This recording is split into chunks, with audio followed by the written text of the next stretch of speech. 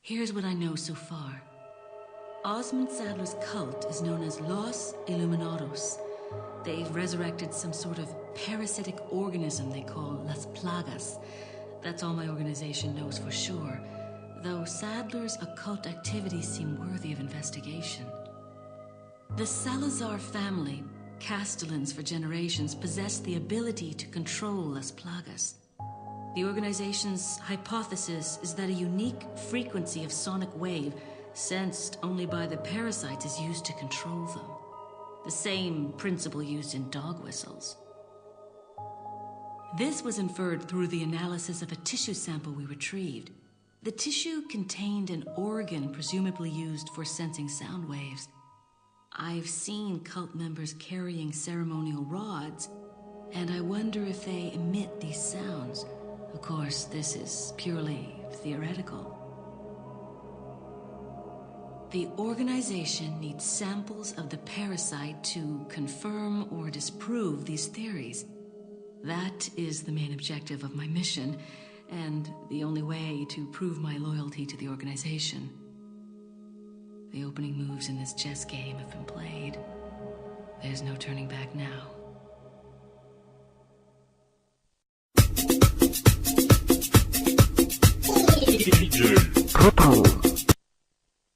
Among all the people involved in this, Luis Serra has the least entanglements. He works for no organization, preferring to move on his own. I'm the one who told the organization of his importance. I did it because I like him. His history betrays an enthusiasm I once shared. It was a stroke of luck that I happened to intercept his email for help. It seems he can't trust the police, so he sent the email to an old friend from college. He must have thought his friend was still alive. At any rate, that's how I managed to find him. Apparently, he's been conducting his own investigation of the cult while doing research on Las Plagas. A brilliant scientist. He's accumulated a pile of data and pieced it all together. Must be why Sadler hired him. Too bad Sarah's snooping has aroused his suspicion. When I told him who I was, he practically begged to be taken into custody. He needed protection. He said, I have no love for Las Plagas or this stupid cult. I want out. I just want peace and quiet again. I ordered him to bring me a master plaga specimen, a sample for evidence. Looks like he's one of the few people whom Sadler actually trusts. Tracking him down and getting my hands on the sample shouldn't be difficult. I doubt the cult will take kindly to his escape, though.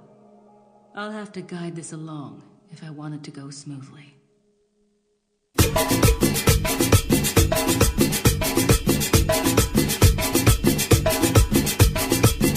Jack Krauser has been the subject of extensive study and research by the organization. His skills and personality have been tested both on and off the battlefield. If he weren't the best, he would become a liability that would jeopardize the rest of us. My conclusion?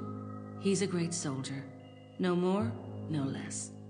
As long as he's well compensated, he shouldn't cause any problems for us. If he does start to get restless, I can take care of him. I've studied his combat style and can deal with that arm of his if necessary.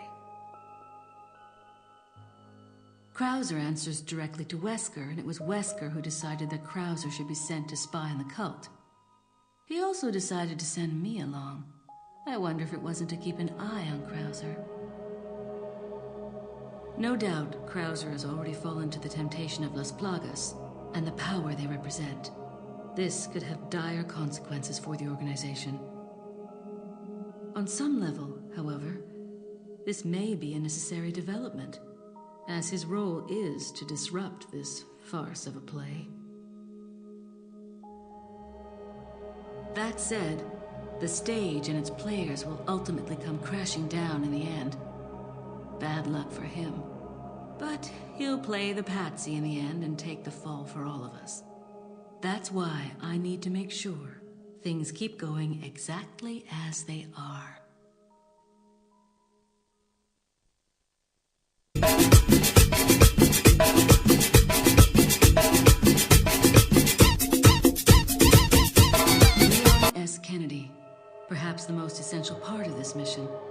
This story wouldn't be complete without him and his formidable survival skills. He has what it takes to survive against overwhelming odds. I've seen him do it before. And he's improved since then. Practically a genius, he has smarts and he knows how to use them. On top of that, his service as a government agent has toughened him up. I'll work behind the scenes to make him think he's the primary player here, though it may be naive of me to think that'll be easy. Considering the involvement of both Sadler and Krauser, the possibility of unforeseen problems is there. But I need him in a supporting role for me to achieve my goals. I'll do whatever it takes to keep him in his place and make this all go smoothly. Of course, his role didn't exist at all until a few months ago. Back then, my role was much simpler too. But that was before the president's daughter was abducted and Leon was dispatched alone to find her. Talk about a major script revision. I don't think I need to worry. Leon's been through worse and always comes up smelling like roses. His consistent luck is part of the reason why I have absolute and unshakable faith in my vision of what's in store for him.